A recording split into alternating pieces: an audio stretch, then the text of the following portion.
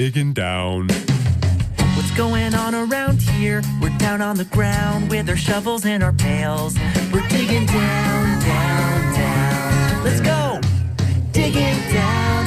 There's no telling what we'll find when we go digging down. A subterranean surprise. Digging down. Are you looking for an ant's nest or a treasure chest? How about a dinosaur fossil? Are you trying to find a way down to China? We're digging down and anything is possible. Let's go! Digging down in a pile of dirt or a box of sand. When we go digging down, can you dig it? I know you can. Digging down. Woohoo! It's Super Y and the Super Readers to the rescue. With my magic spelling wand, I can spell the word dig. Super Y, weekdays on PBS Kids or watch anytime you want at pbskids.org. It's Dinosaur Train on PBS Kids. This is so great. Your ticket to adventure. Look at all these footprints. Well, hello there. There's family. Buddy and Don, Mom, Daddy, and Shiny. Then there's me, and my name's Tiny. Fun. La la loo. And of course, The dinosaur train. all aboard! High 4. High 3. High 2. Watch Dinosaur Train weekdays on PBS Kids.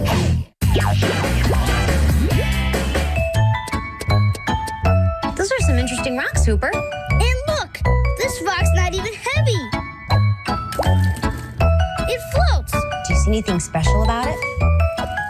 Wow, there are lots of tiny holes. Do you think those tiny little holes help make it light? Let's see. No holes in this one. Whoa, that was close.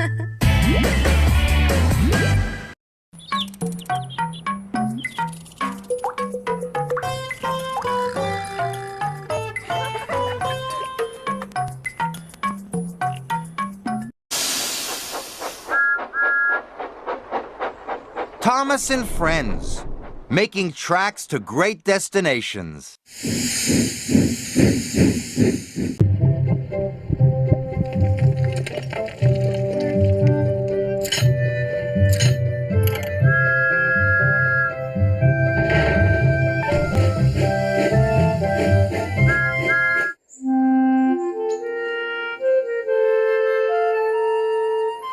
Dear Christopher, here is your friend Thomas the Tank Engine. He wanted to come out of his station yard and see the world. These stories tell you how he did it. I hope you will like them because you helped me to make them.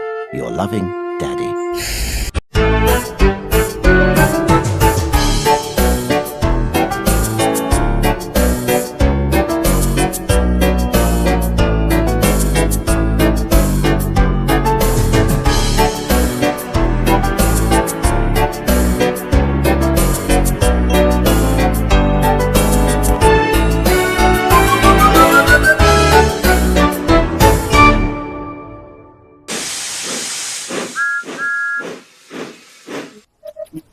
Percy and the Brake Van.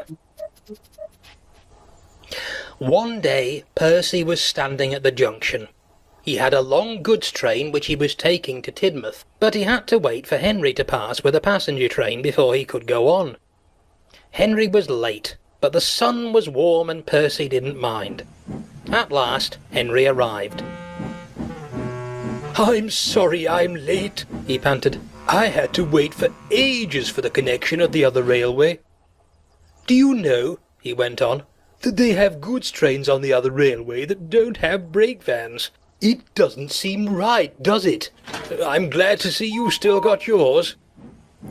The signal dropped and Henry thought he'd better go. "Must make up for lost time. Goodbye." Percy was intrigued. A goods train with no brake van, he thought to himself. Later, Percy told his driver what Henry had said. His driver laughed and explained. "Goods trains on the other railway have special brakes.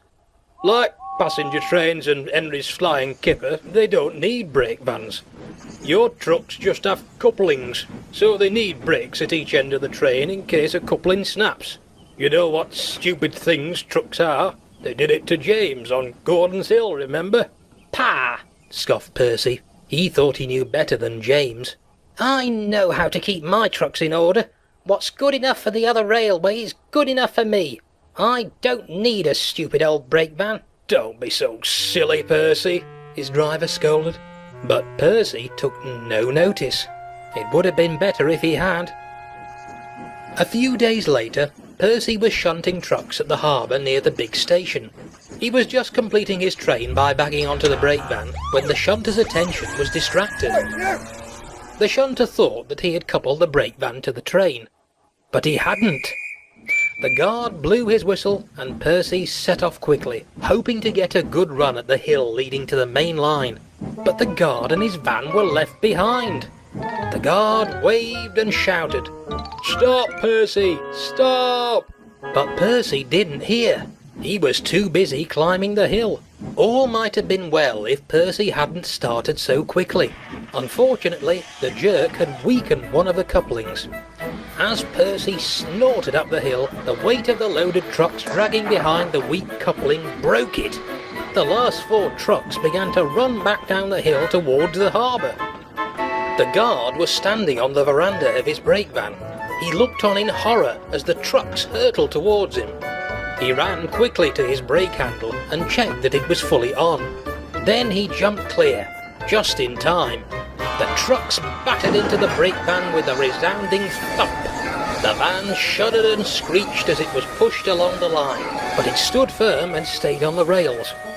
The truck's mad rush was halted. Percy's firemen soon noticed they'd lost the tail end of the train.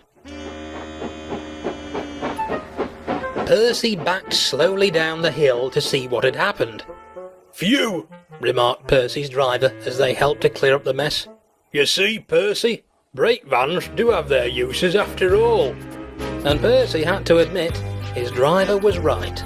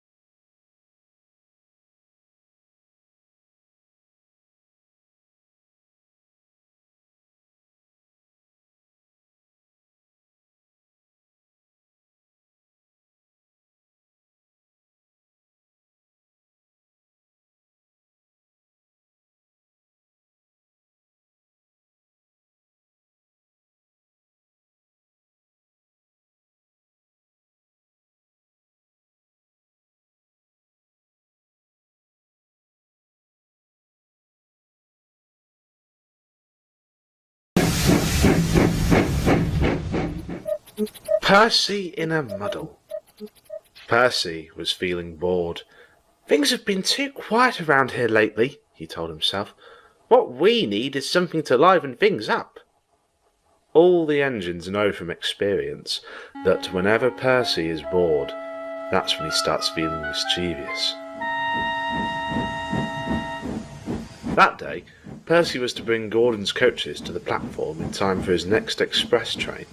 But on his way to the carriage sidings, Percy suddenly had an idea. He giggled to himself. Then, ignoring the coaches, he hurried away to the sheds. Gordon was resting there when Percy arrived. "Beep, beep! There you are, Gordon. The Vat Controller said you're to stay in the shed. He wants to talk to you about something important." Gordon snorted. "Oh, no, you don't. That's the oldest trick in the book. You know my next train is due shortly." "No, it isn't," said Percy. "Henry has taken the express already. It was a last-minute change of plan." "Pah! Nonsense!" snorted Gordon, and he puffed grandly towards the station. But when Gordon arrived, he was surprised not to find his coaches waiting for him. "That's funny," he muttered. "They ought to be here. Oh, perhaps Percy was telling the truth after all." His driver wasn't so sure. If Henry has taken the express, then why are all those people waiting on the platform? "That's what I'd like to know," fumed the station master. "Where in the world are your coaches, Gordon?" Gordon tried to explain about Percy, but the station master wouldn't listen. By this time, Percy was nowhere to be seen, so Gordon was forced to fetch his own train. When he was able to leave, the express was late, and the passengers were cross. When Gordon met Percy again later that day, he was fuming. "So, Gordon," grinned Percy, "did he talk to the Vat Controller then?" "No, I was too busy trying to find my coaches." "Sorry about that, Gordon. It was only a bit of fun. You should try it yourself some day. Then you wouldn't look so grumpy." And Percy puffed away, giggling. Gordon was about to reply, but then stopped. "Yes," he murmured, "I think I will." That night, Gordon was due to pull his evening train.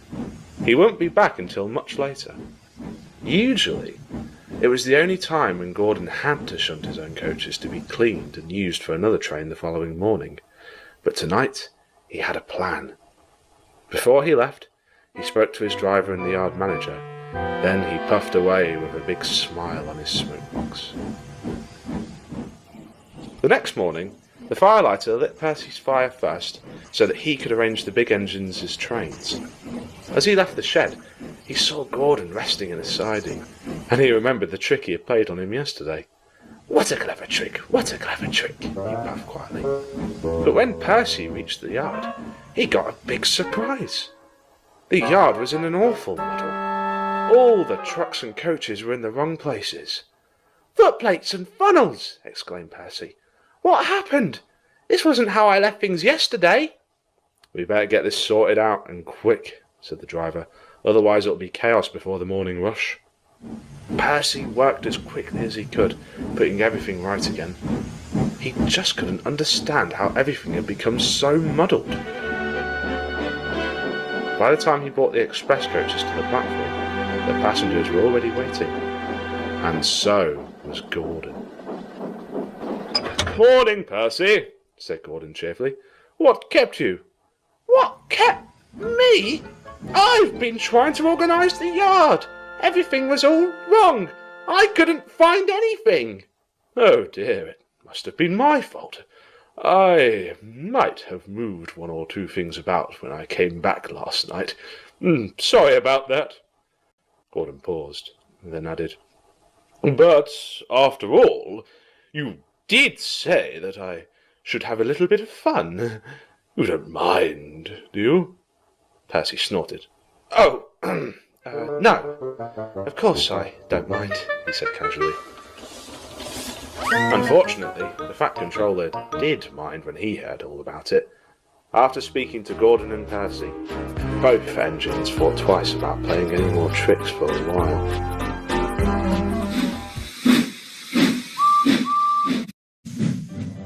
The island of Sodor is a wonderful place. Thomas enjoys puffing all over the island. There are lots of special places to visit. Where's this? That's right. It's Farmer McColl's farm. There are lots of farms on Sodor. They have fields of green grass and yellow waving wheat.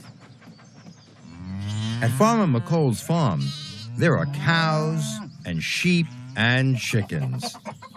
Thomas and his friends toot hello to the farmers and animals. One day, Gordon had to move cows to their new shed in Farmer McColl's field. Gordon was in a hurry. He moved away too quickly. The car doors weren't properly fastened. Luckily, Henry was waiting at a signal. He saw what was happening and knew just what to do to help. Henry chuffed off slowly towards the new shed. The cows followed. They were hungry. They munched on the hay on Henry's flatbed. Gordon learned it's better to be slow. Emily learned that too when she wanted to help Thomas. One night, Emily met Thomas at a signal. She had been to the carnival. Thomas really wanted to go to the carnival, but he still had a lot of jobs to do. Emily told Thomas she'd take his train to the farm so he could go to the carnival. But Emily didn't know the vans were full of chickens. Emily raced away. The chickens squawked and cawed, but Emily wheezed on. Thomas caught up with her. He told her there were chickens in the cars. They must go slowly, he puffed. Farmer McColl's farm is very special for one engine. And that's Thomas. One day, Thomas had been working very hard. He had lots of jobs. He still had to take chickens to the market, sheep to Farmer McColl's farm, and the children to school. By the time Thomas had picked up the children, Thomas was very tired. And he was getting confused. So Thomas took the chickens to school, the sheep to market, and the children to Farmer McColl's farm. But the children had a wonderful day. They helped Farmer McColl, and they were very happy to be covered in mud and straw. So that's why Farmer McColl's farm is very special for Thomas. There are so many special places on the island of Sodor. Next time, Thomas will show us somewhere else.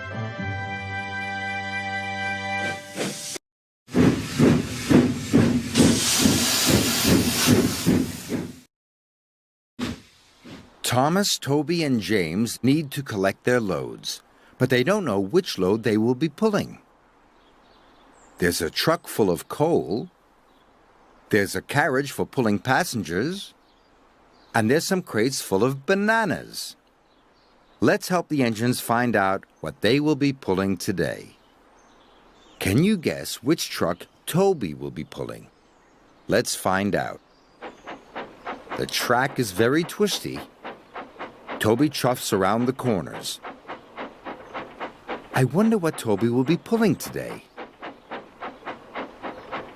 It looks like the coal truck.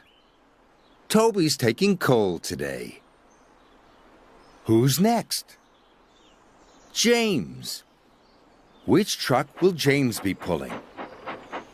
James is chuffing and puffing, twisting and turning. Can you guess which truck James will be pulling? James has got the carriage. He must be pulling passengers today. Now it's Thomas's turn. You can guess which truck Thomas is going to pull, can't you? Here he goes. Nearly there? Yes, that's right. Thomas is taking the bananas. All the engines have found their trucks. Well done, Toby. Well done, James. And well done, Thomas.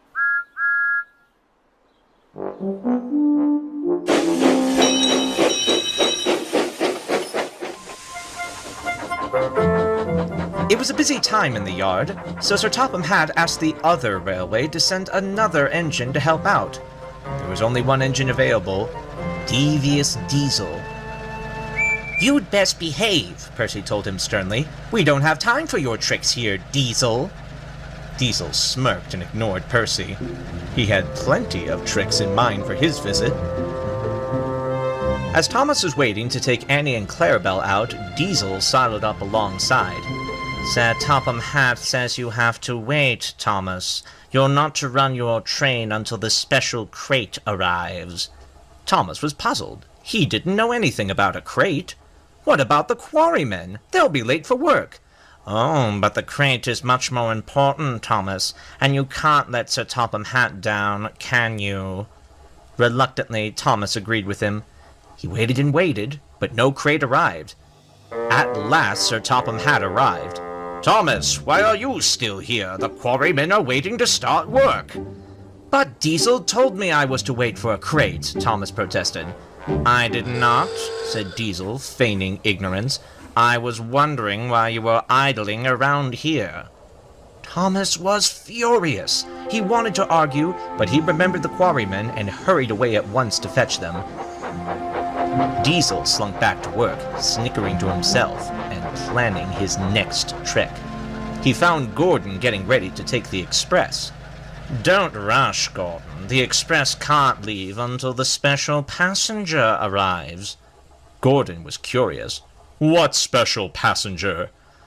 "Oh, it's a secret," said Diesel. "They're running a bit late, but it's very important they catch the express." So Gordon backed down on the coaches and waited. The conductor blew his whistle and waved his green flag, but Gordon refused to leave the station. His driver and fireman argued with him and tried to urge him to start. "Come on, Gordon, we can't sit here all day." "We have to," said Gordon grandly. "We can't leave without the special passenger." "What special passenger?" demanded Sir Topham Hatt. "There is no special passenger, and your own passengers are waiting." "But no buts, Gordon. You'll have to go. Now hurry." Duck had been watching Diesel all morning. "I think it's time I taught that rotten old Diesel a lesson," he thought to himself. Later that day, Duck was shunting a row of freight cars into a siding when Diesel came into the yard. Duck was straining hard with them. Diesel watched Duck and laughed. "Pa, you don't know anything about moving freight cars." Duck saw his chance. "Oh, do you think you can do better?" "I'll show you," boasted Diesel, and he purred up to some waiting freight cars. What he didn't realize was that Duck was preparing old freight cars for scrap. Their wheels were very stiff, which made them difficult to move around. He buffered up behind them and began to push. They wouldn't budge. He growled and roared, but it did no good. "Move, you silly freight cars," he barked. Then he ran round in front and pulled as hard as he could, so hard that he shot forward. Diesel was so cross that he raced back and banged the freight cars angrily, but they still didn't move. He was preparing for another try when Sir Topham Hatt stormed over to him. "Be careful, Diesel. You can't be so rough with the freight cars when they need repair." "I told him that, sir," Duck called, "but you know Diesel. He won't listen." Diesel spluttered. "Duck," Sir Topham Hatt replied, "please show Diesel how it should be done." Duck buffered up gently to the freight cars and pushed them slowly and gently into place, whilst Diesel was made to stand sulkily and watch. That night, Duck told the other engines what had happened. Thomas and Gordon were very pleased. "I wish I'd been there to see it," laughed Gordon. "Serves him right," put in Thomas. "I bet Diesel doesn't think tricks are so funny now."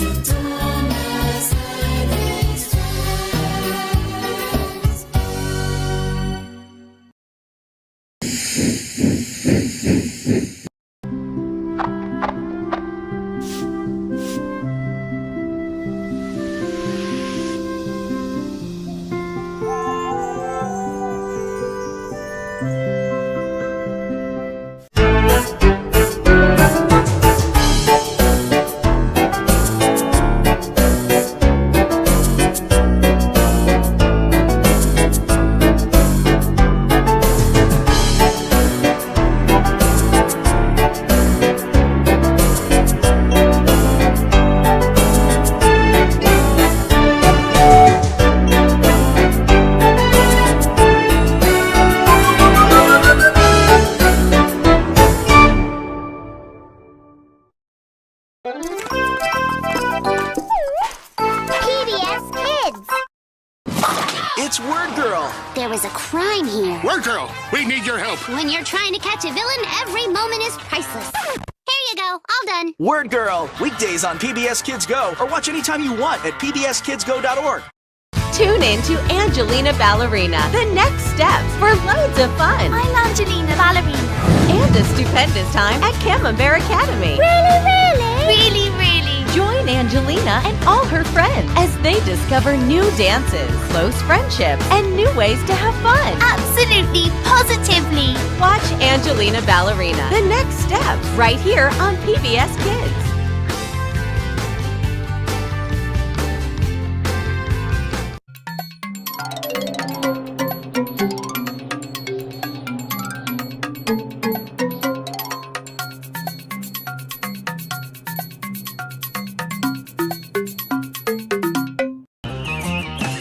Are you ready to discover? Yes. Are you ready to be surprised? Maybe today you'll find another brand new thing right in front of your eyes. Wow, like this giraffe from Africa.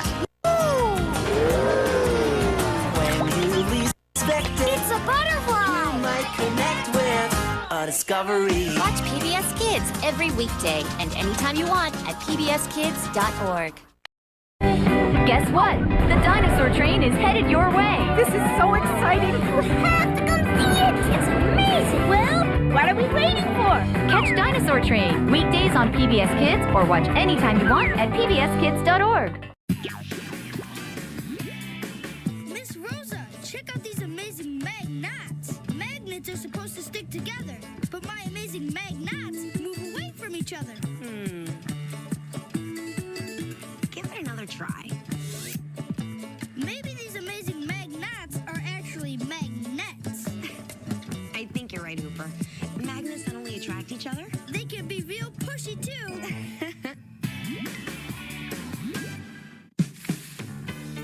Listen up as Martha speaks. That Colleen really knows how to scratch an ear. Come back in 3 months. That's almost 2 dog ears. Martha speaks. Weekdays on PBS Kids or watch anytime you want at pbskids.org. Thomas and Friends, making tracks to great destinations.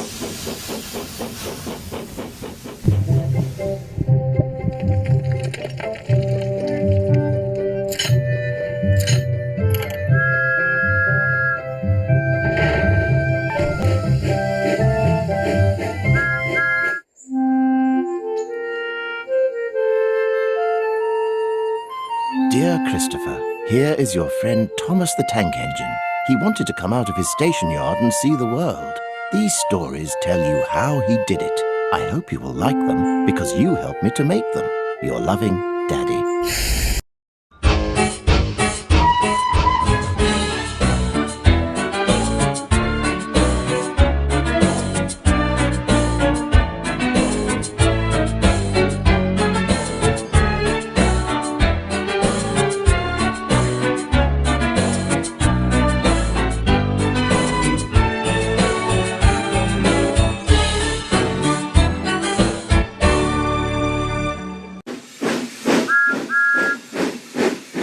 Summer had dawned upon the island of Sodor, and the new children had been let off from school for the summer break.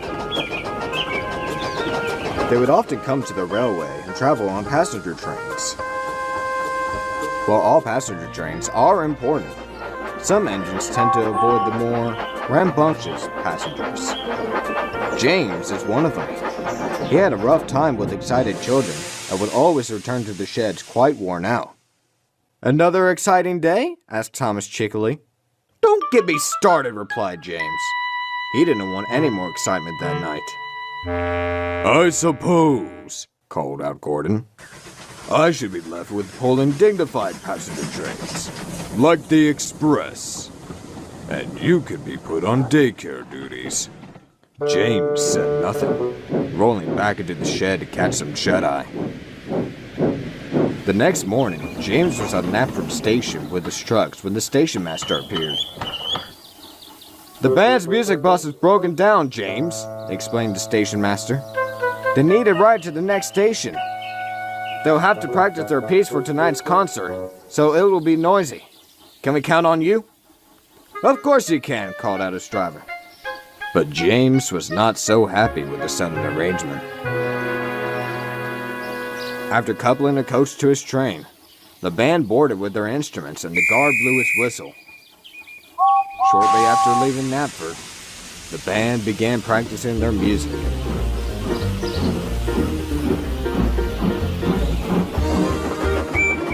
Much to James' surprise, the music wasn't noisy at all. It was smooth and a piece to the ear. No rough travels, reminded his driver. James made sure to make it a smooth ride, as well as the trucks who were also lost in the music.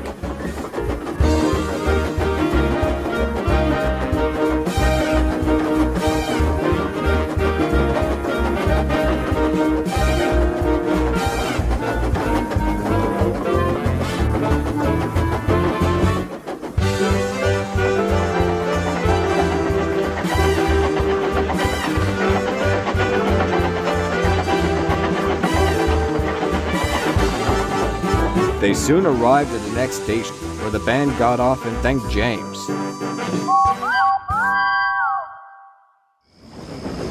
Later that night, James was surprised to see the band back at the sheds with Sir Topham Hatt. You were a splendid engine today, James. I brought these gentlemen here to give you a surprise. We hadn't named the piece yet, explained the leader of the band. But let's say your trip gave us an idea. James beamed when he heard the name of the musical piece.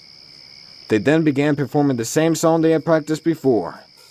The musical piece known as The Red Splendid Engine.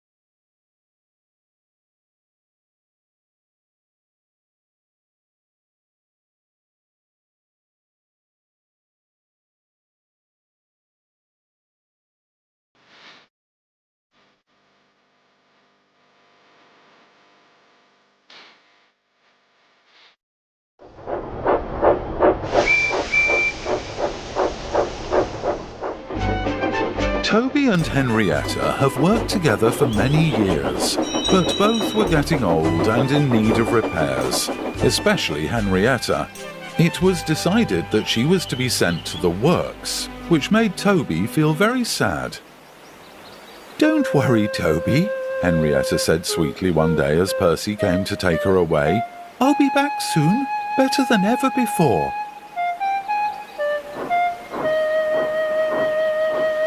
Soon they were away, and Toby was left to find other coaches in the meantime. He found a pair of old green coaches that hadn't been touched in a long time. The other engines never cared to use them. Toby soon found out why. "I say," said the leading coach, "we were having a wonderful rest until you came along." "Yes, my dear," said the other coach. "Leave us be, there's a good engine." Toby frowned. "That's a poor attitude. We've got passengers to take up the line," Toby scolded. "Now, come along." "Oh, all right, don't be such a fusspot." Toby, with great effort, dragged the coaches to the platform.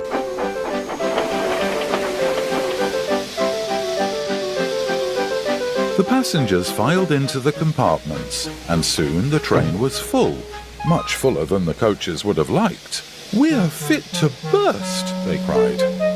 "Stuff and nonsense," said Toby, who was becoming rather annoyed with these old coaches. "They're only passengers after all." "Noisy, clumsy, heavy passengers," shrieked the coaches. "We'd rather be in our nice warm siding."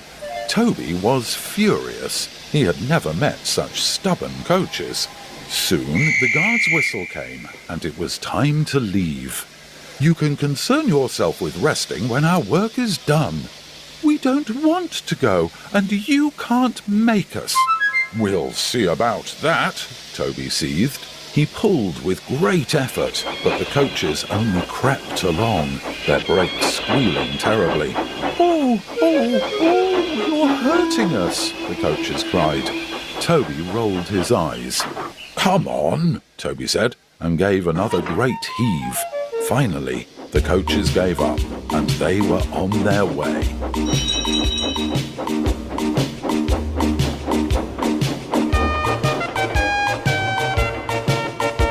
The coaches came along well at first, but soon began to grumble. "Horrible engine," they said. "Menacing engine. We are delicate coaches and need our rest." Soon they started up Gordon's Hill, and the coaches became rather upset. "Too steep. We're exhausted." "Yes, we need a rest. You've strained us too much." "Not a chance," Toby said, but the coaches didn't care what he said. They turned their brakes hard on, and soon the train came to a screeching halt right in the middle of Gordon's Hill. "I can't believe it," said Toby with feeling. "I can't abide you lazy coaches." "Lazy? Lazy? We'll show you," they said. They let off their brakes, and their weight pulled Toby down the hill.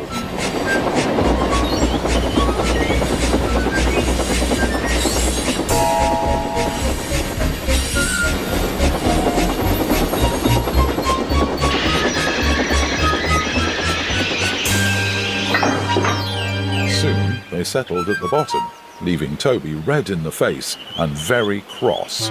"Don't you look silly now," they chattered. "Who's pulling who?" The passengers had had quite enough. "Wait until the Fat Controller hears about this." The Fat Controller sat in his office drinking tea when the phone rang. "Toby, on Gordon's Hill? Right," he said, and seized his hat. When the Fat Controller arrived, he was accosted by the mob of angry passengers. "Good," the coaches sighed. "Maybe the Fat Controller will tell this silly engine to go away and let us go back to our siding."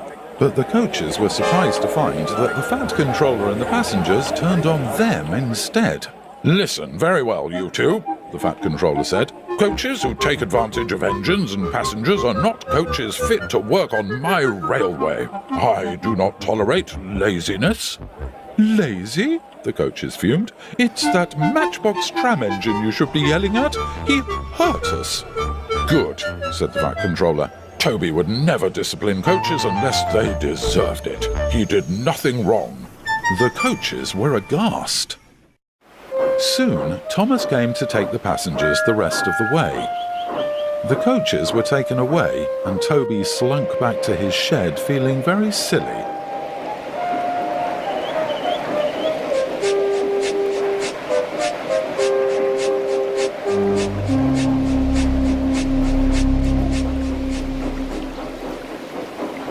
Henrietta returned a few days later, and Toby told her the whole story.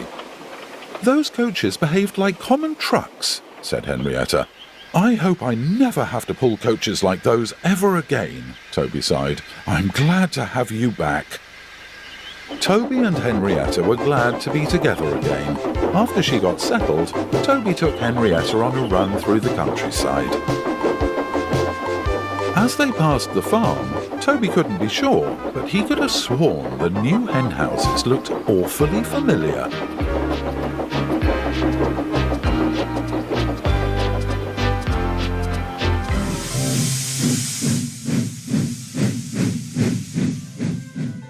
The island of Sodor is a wonderful place.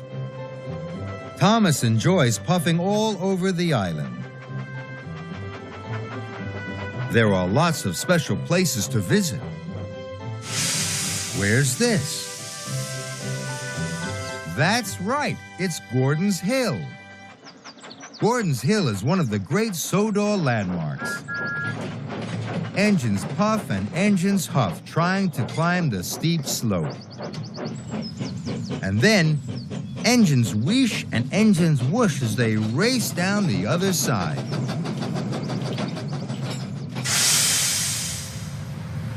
It was the winter holiday season. "Whichever engine finishes their job first," said Sir Topham Hatt, "can pull the presents train." James was grumpy. He had to work with Edward. Edward wasn't fast enough for James. But when they got to the top of Gordon's Hill, James was excited. The tracks were slippy and sliding. James cried, "This is the way to go fast!" James thought it was the best slide ever. Sometimes Gordon gets stuck on Gordon's Hill. The Express can be very heavy, even for a big, strong engine like Gordon. So Gordon's driver calls for Edward. Edward may be old, but he's the best back engine there is. Edward buffers up at the back of the Express. He huffs and he puffs. He shoves and he shunts. And he always gets Gordon up Gordon's Hill. There's another engine who thought he couldn't make it to the top. That's Toby. One day, Toby had to pull heavy milk trucks up Gordon's Hill. He puffed and he huffed until he got to the top, but it was hard work. Later that day, Gordon was stuck on the hill with the Express. Sir Topham Hatt sent Toby to be Gordon's back engine. Gordon groaned that Toby would never be able to push him to the top. He was only a steam tram.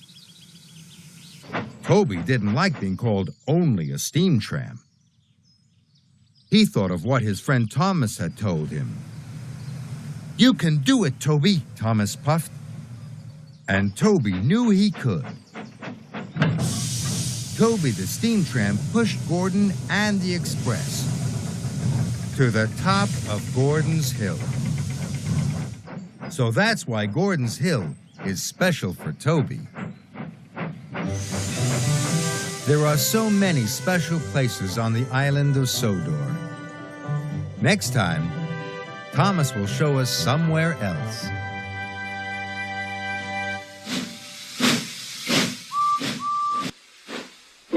Here are some dots. There are lots of engines on the Sodor Railway. If we join these dots, it will make the shape of one of them. Can you guess which engine it is? Off we go.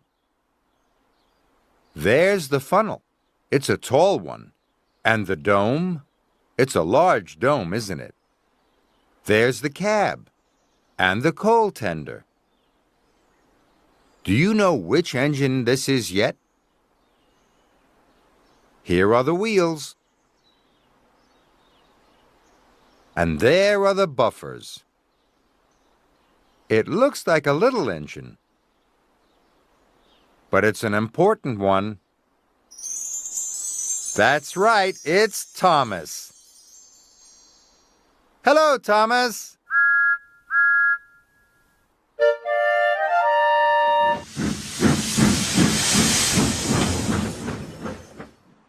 Thomas and Percy are playing hide and seek. Percy is hiding from Thomas. Percy blows his whistle to help Thomas find him. When Thomas is close, Percy's whistle sounds very loud. When Thomas is far away, Percy's whistle sounds very quiet. Where should Thomas look first? At Knapford Station? Thomas listens to Percy's whistle. It sounds very quiet. Percy isn't hiding here. Where should Thomas look next?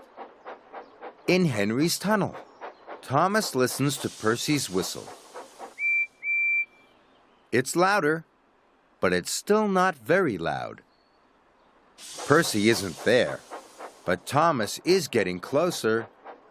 Where else can Thomas look? Tidmouth Sheds. Now Percy's whistle sounds very loud. Percy must be hiding in there. We found you, Percy. Well done, Thomas.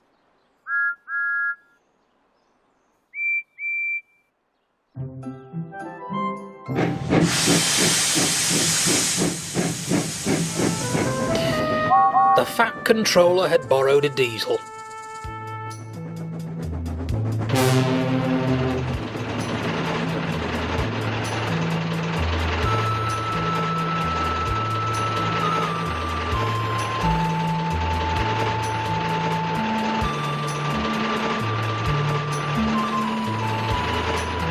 He told Duck to show the new engine round, but Diesel made mistakes, and the trucks began singing cheeky songs about him. Trucks are waiting in the yard, tackling them with easel. Show the world what I can do, gaily boasts the Diesel. In and out he creeps about, like a big black weasel. When he pulls the wrong trucks out, pop goes the Diesel. Duck was cross and told the trucks to stop. But Diesel thought the song was Duck's fault. I'll pay him out, Diesel said to himself, but he couldn't think how. It's not fair, he complained to Henry, Gordon and James. I never get a moment's peace from these rude trucks, and it's all because of that Duck. Nonsense, said Henry. Duck would never do that. It would be disgraceful, put in Gordon. Disgusting, said James. Despicable, finished Henry. Diesel was not convinced. He spent the rest of the day wondering how he would get his own back. Next day, Henry's trucks chattered amongst themselves and paid no attention to him. They were very full and wanted to take it out on someone. Why not Henry? They whispered to each other. Wait until I give the word, said the front truck.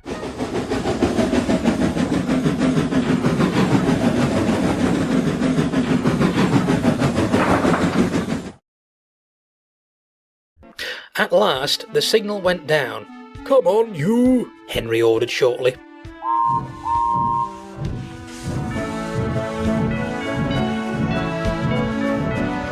Reluctantly and still chattering, the trucks followed him out of the yard.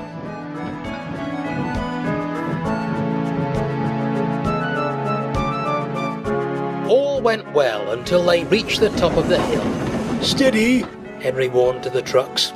They heard, but they took no notice. Now, shouted the front truck. Go on, yelled the trucks, as, surging against Henry's tender, they pushed as hard as they could. Stop, wailed Henry, and his driver braked as hard as he dared. But Henry couldn't hold the heavy trucks properly. His wheels locked and he slithered, out of control down the hill, with the stupid trucks cheering and shouting behind him. "Help! Help!" whistled Henry despairingly. Thomas, waiting in the branch line platform, saw Henry coming, but could do nothing to help. But the hill ended before reaching the station, and Henry was at last able to bring the silly trucks under control. Gradually, his driver eased off the brakes.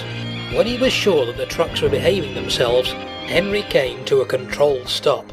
"Phew," he said. "What silly things trucks are. They could have caused an accident." "Never mind," said Thomas. "They didn't, and that's the main thing. You did well to stop them." Thomas puffed away.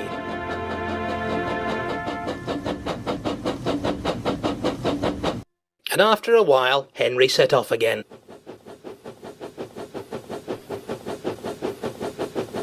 But something strange seemed to have happened to his wheels. Each time they went around, there was a clunk when they reached a certain spot. "What's that?" he asked after a while. "You've got a flat tyre," said the driver. "What?" objected Henry indignantly. "Engines don't get flat tyres. Only cars and lorries. And buses like Bertie get them." His driver laughed. "It's all the truck's fault," he explained. "All that sliding down the hill with your wheels locked in the same place has worn a flat place on each of your driving wheels. You'll have to go to the works, I'm afraid." They clunked to the end of the line and Henry went crossly to the shed. Duck was there, and Diesel. "What's the matter, Henry?" asked Duck. "Those trucks been playing you up, have they?" "Yes, they have," snorted Henry. "Pushed me down the hill, and now driver says I've got flat tyres." "Ah," said Duck. "Bumpy that. But you can't trust trucks, can you? Ah, well, I hope you get your flat sorted out all right." And he puffed off to see about the next train.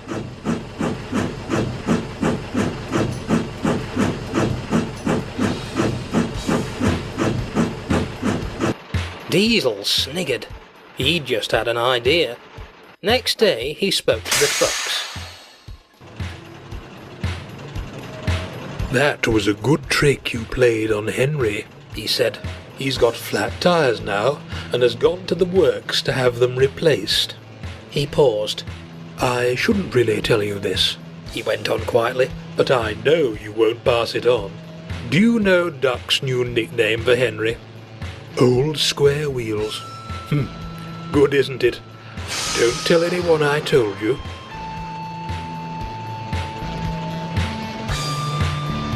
The trucks promised, but as Duck had said, you cannot trust trucks. When Henry came back from the works, the whisper went around. "Here's Old Square Wheels," it said. "Old Square Wheels is back." As Diesel had expected, it was only a matter of time before the trucks told Henry that Duck had invented the nickname. "I'll give him Duck," Henry said furiously. "Just wait till I see him again."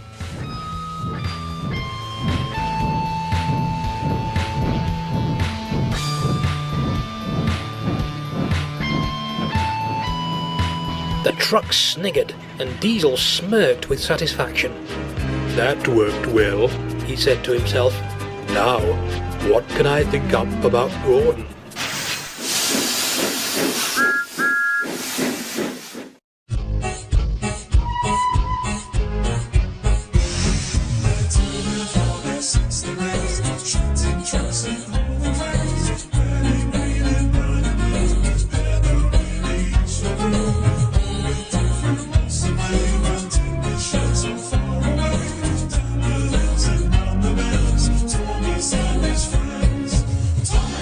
He's the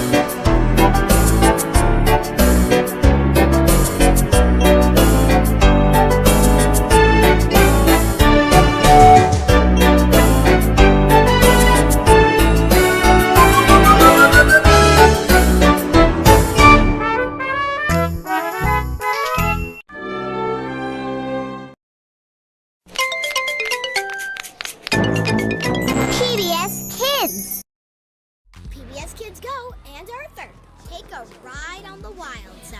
Come on, people, work it! Adventure is calling. It's headed right for us. You like it? And so are your friends. Dive into fun. Woohoo! Yes! Catch Arthur. And don't forget his trusty sidekick, Starchild. You go, girl. Cool.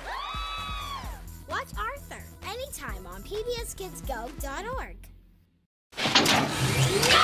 Coded messages from hackers. Go on a cyber chase. What we need is one of those Decodertron gizmos. Way to go, Didge! It's Cyber Chase. Weekdays on PBS Kids Go, or watch anytime you want at pbskidsgo.org.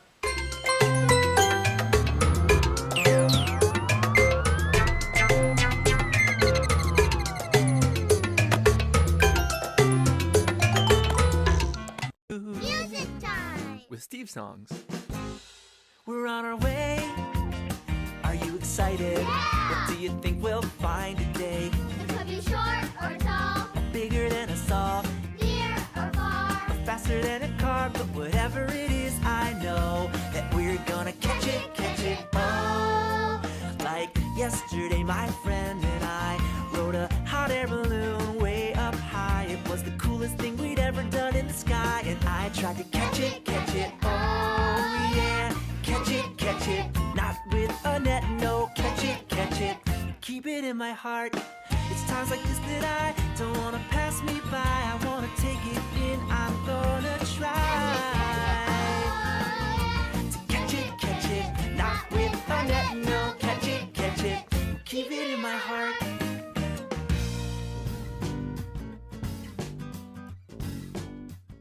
PBS Kids presents the all-new Peg Plus Cat, where sometimes the fun starts with a problem. These crazy chickens think the farm is a chicken playground. Sometimes with a song. Cheese and pickles. Pickles and cheese. Gimme that sandwich, please. And sometimes it's just fun. Ow.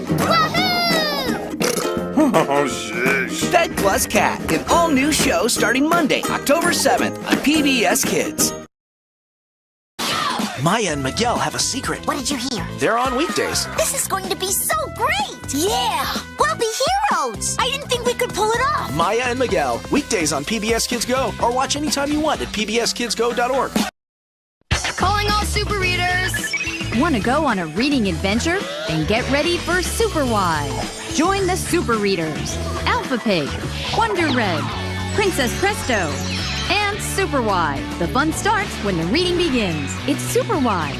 Join us weekdays at 9:30 on 13. Thomas and Friends, making tracks to great destinations.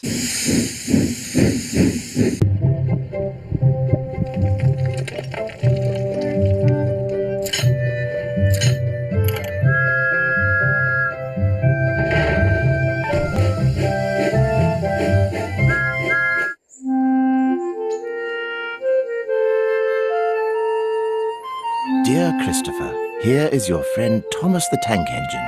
He wanted to come out of his station yard and see the world. These stories tell you how he did it.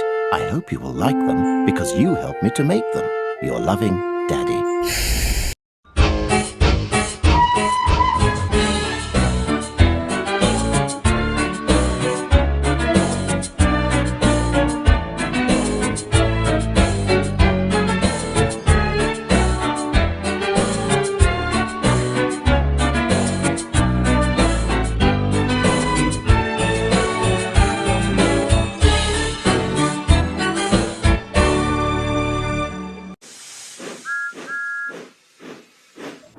rusty red scrap iron. Diesel was very pleased with his nickname for Henry.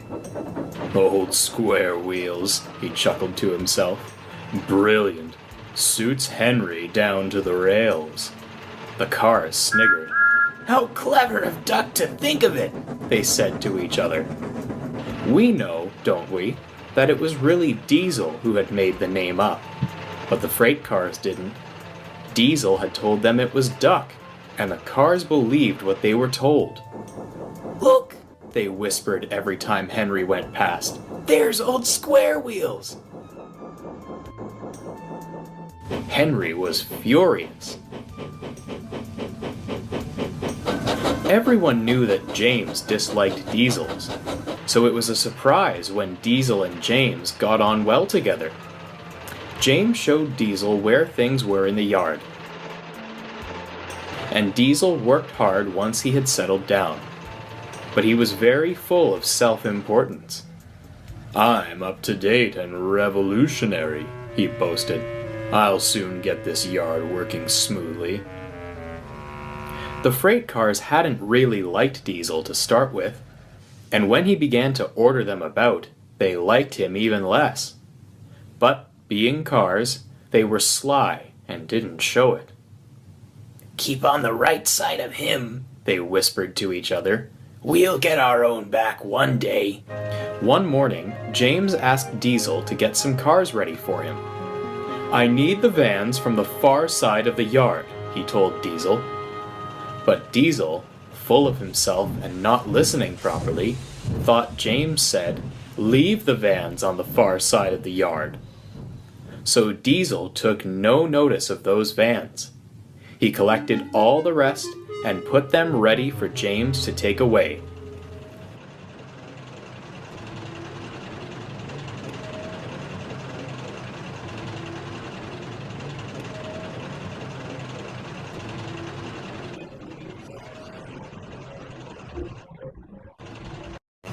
When James arrived, he found, of course, that he had the wrong train.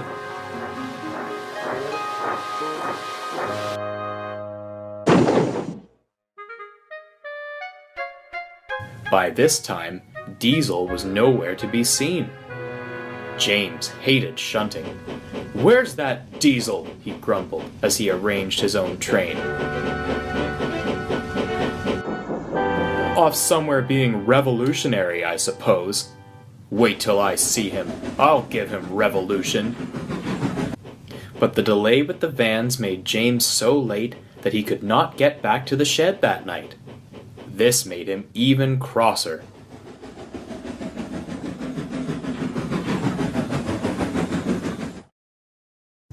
When he did finally meet Diesel again, Diesel was left in no doubt of what James thought about him.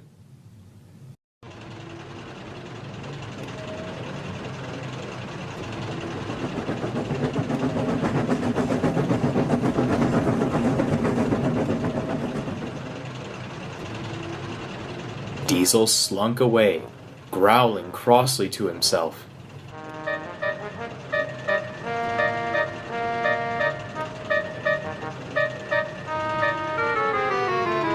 "How dare he speak to me like that?" he muttered. "Anyone can make a mistake. I'll teach him a lesson. You see if I don't." Next day, Diesel was talking to some cars in the yard. "James has been here a long time," he remarked. "He must be very old." "Not as old as Edward and Thomas," replied the freight cars. "Thomas was here first to help build the railway, but Edward is older. The other engines used to tease him about it, but he proved them wrong." "How?" asked Diesel. "It was before even I came," said one old freight car slowly.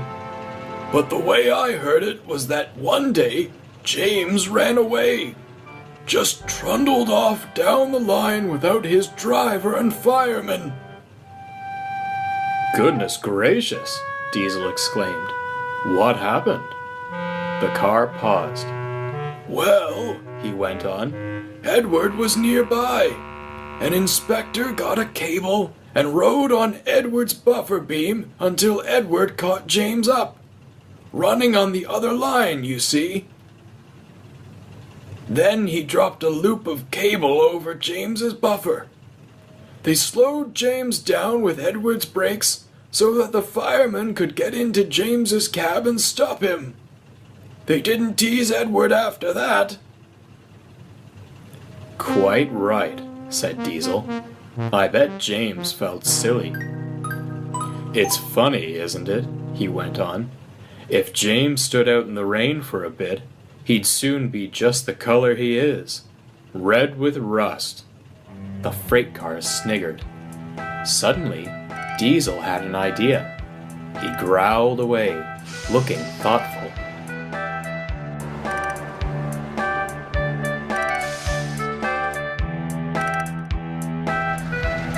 You know that story you told me about James?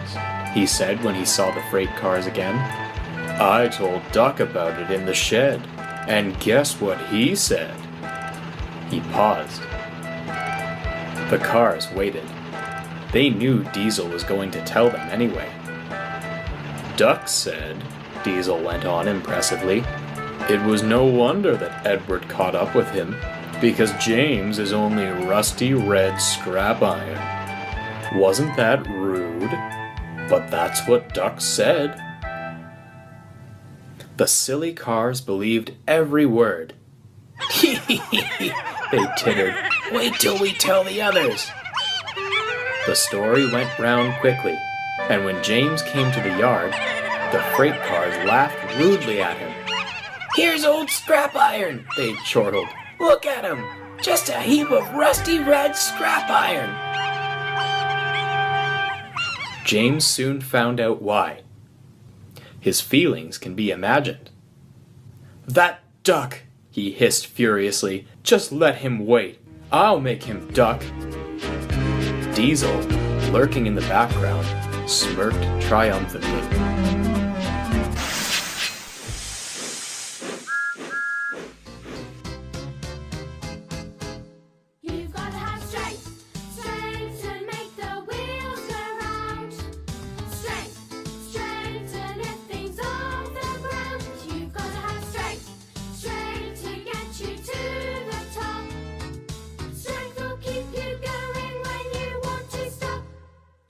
You'll go that extra mile when you're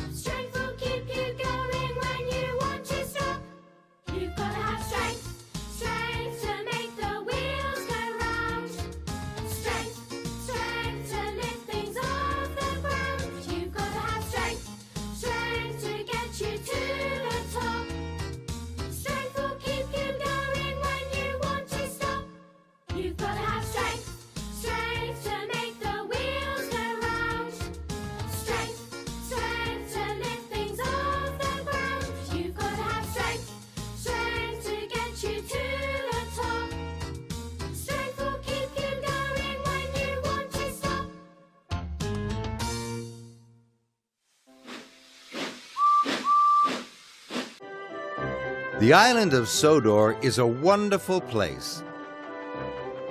There are lots and lots of engines. Who's that puffing along the track?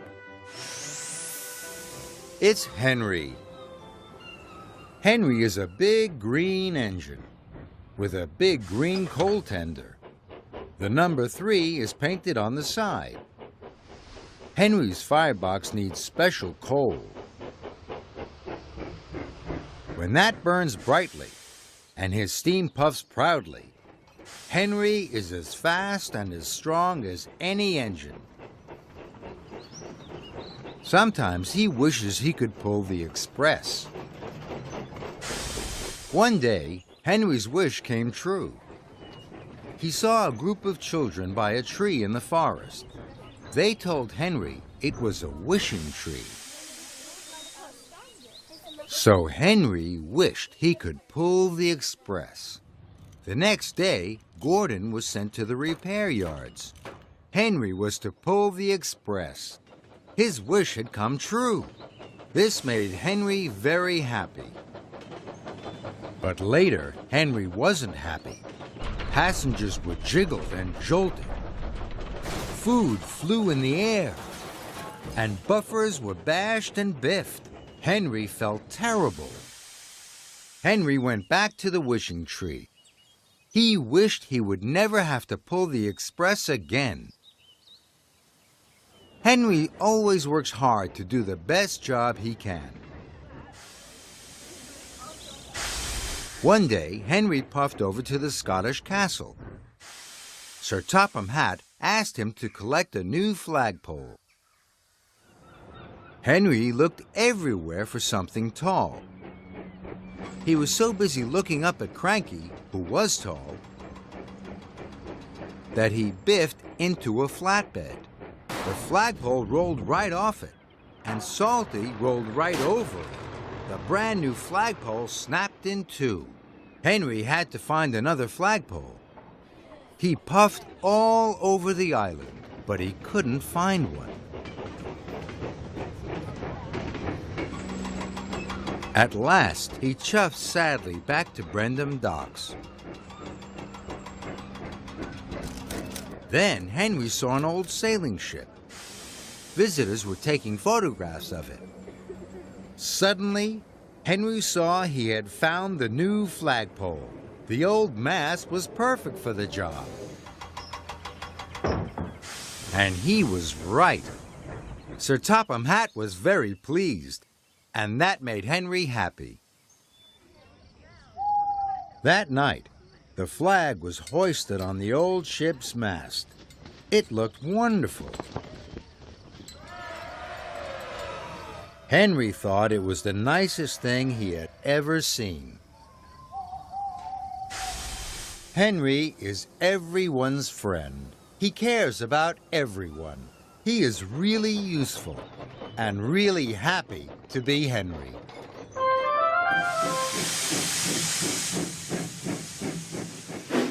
Thomas is waiting to cross a new bridge, but the bridge isn't finished. The workmen need to put in the last pieces to make it safe. Can you help them put in the missing pieces? Look at these different shapes. This piece is a circle shape. It's round like a wheel. This piece is a square shape. It has 4 straight sides, all the same size. And this piece is a triangle. It has 3 sides and 3 corners. Now, let's look at the bridge. Which piece do you think should go in this space? What about the circle shape? No. The circle is round like a wheel. It has no corners. What about the triangle?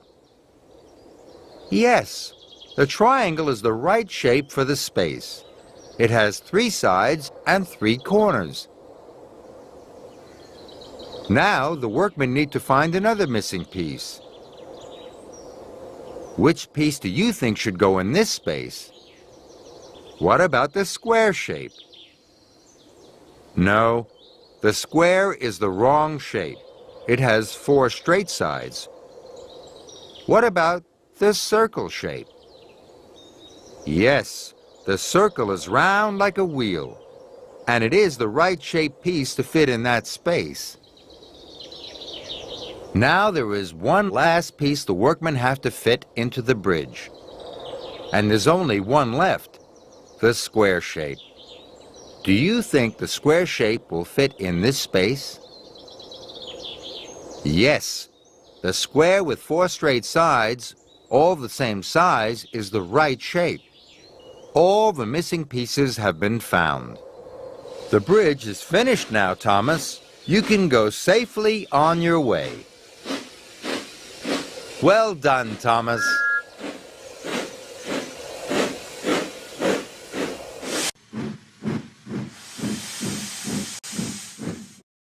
Here are 2 important places. They both store things that steam engines need. This place is tall. There's a round part at the top with a pointed roof. And there are 4 long legs that come down from it. It's a tower. Here's Toby. He needs something from this tower. Can you guess what it is? It's something that an engine needs to make steam. Water. That's right. This is a water tower. Toby has lots of water in his boiler now. This place has a big square part at the top and a chute that leads down. Something is going into the big square part that comes out of the chute at the bottom. It's a hopper. Here's Percy. He's collecting something from the hopper. Can you guess what it is? It's something engines need to burn in their firebox. Coal. That's right. This is a coal hopper. Percy has lots of coal now. See you soon, Percy. See you soon, Toby.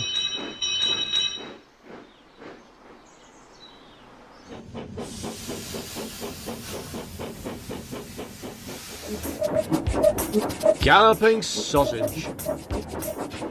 Duck was tired. He had been working hard and he needed to rest in the big shed.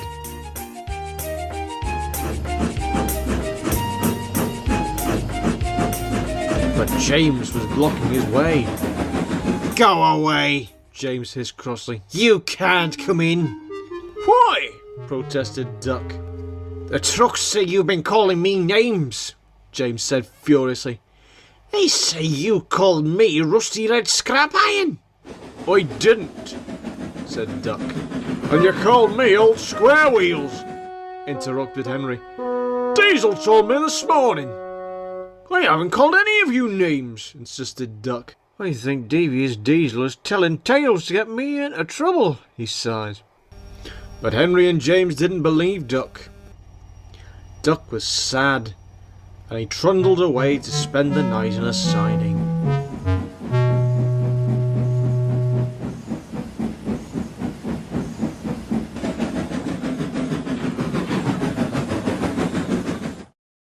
Diesel was delighted. His trick had worked. He had disliked Duck ever since his first morning in the yard, when Duck told him to fetch some trucks, but Diesel hadn't listened properly. He collected the wrong ones, and the Fat Controller was very cross. Diesel chuckled to himself when he saw Duck the next morning. Right, he said in his oily voice. Now James and Henry are on my side. What can I do about Gordon, I wonder? A few days later, he heard some trucks talking in the yard. Gordon thinks he can go faster than anyone else, they chattered. But how can he? He's old. Not as old as me, wheezed an elderly guards van, who had came from the other railway many years before. I remember the days on my old line. when the big engines like Gordon were named after horses which had won a race called the Derby. Lemberg was one and Pretty Polly was another. What a silly name for an engine. The trucks laughed. Have you noticed, said a small truck, that Gordon looks like he's galloping when he comes straight towards you? Just like a horse. He chuckled mischievously. That's to do with the way his sidebars are attached to his wheels, Steele explained as he purred away. He thought about the truck's conversation that day as he shunted. Next morning, the weather grew very hot. Heat haze shimmered around the boilers of Henry and Gordon as they stood outside the shed. Henry had just had his water tank filled and was moving away from the water tower.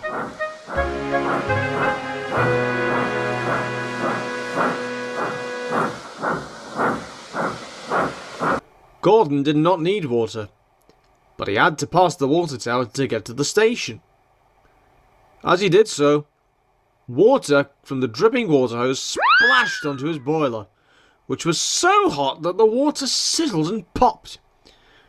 "Just like sausages in a frying pan," remarked Diesel's driver. Diesel smiled to himself. He had just had an idea. "Do you know what Duck said about God?" Diesel whispered to the trucks the next day. Before the trucks could reply, Diesel continued. "Duck says Gordon looks like a galloping sausage." The trucks tittered. "Oh, you shouldn't laugh," Diesel said sternly. "Duck was being very rude." But trucks don't care about good manners. Soon the galloping sausage story had spread all around the yard. And worst of all, everyone thought that Duck had started the story. It wasn't long, of course, before Gordon heard what was being said about him. As Diesel expected, Gordon was furious.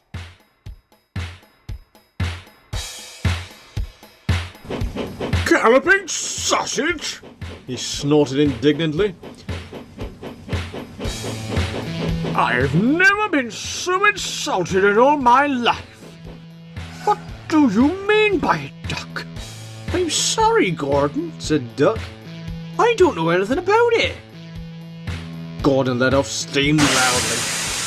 "That's what you said to James and Henry," he hissed. "The trucks all say it's you. Diesel asked them about it. Didn't you, Diesel?"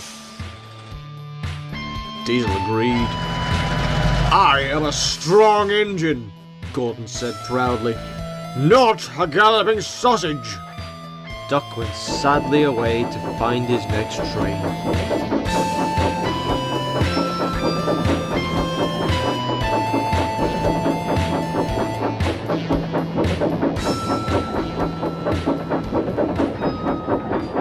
And a few days later, the Fat Controller sent him away to help Edward on his branch line. The Fat Controller didn't like his railway to be disrupted by silly stories. He intended to find out which engine had been making all the trouble. And when the silly stories were still being told after Duck had gone, he knew which engine was to blame. The Fat Controller had to sort everything out, and wasted no time. He spoke to Diesel, who was sent away in disgrace. And soon after that, Duck came back. Duck was given a great welcome by the other engines. "We're sorry we didn't listen to you," they said. "Please forgive us." Duck did, of course. And now, I'm glad to say, all the engines are now the best of friends again.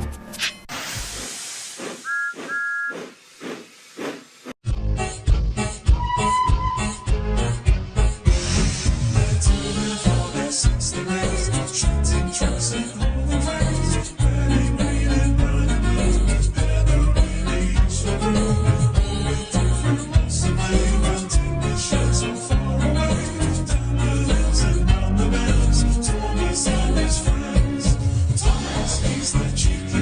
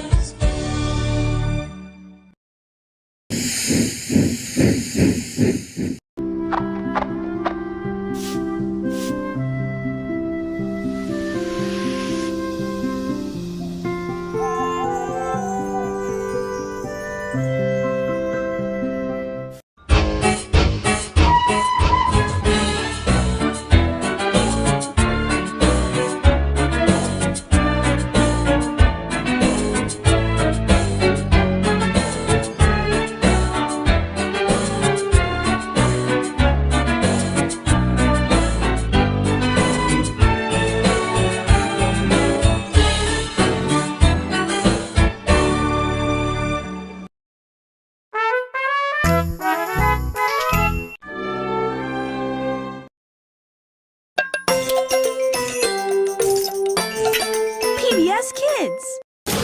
Your PBS Kids Go friends are ready for anything. Ready to fight a little crime? Oh, hi! This is a pretty big deal, huh? Presto! And now they're ready for you. Weekdays on PBS Kids Go or anytime you want at pbskidsgo.org. Hey, you guys! What's up, Shot? Up here! Hey! It's us! And Danny Rebus. Nice bug suit. And look! It's a puzzle. Flip the S plus switch. Flip the switch! Join us weekday afternoons at 5 on 13.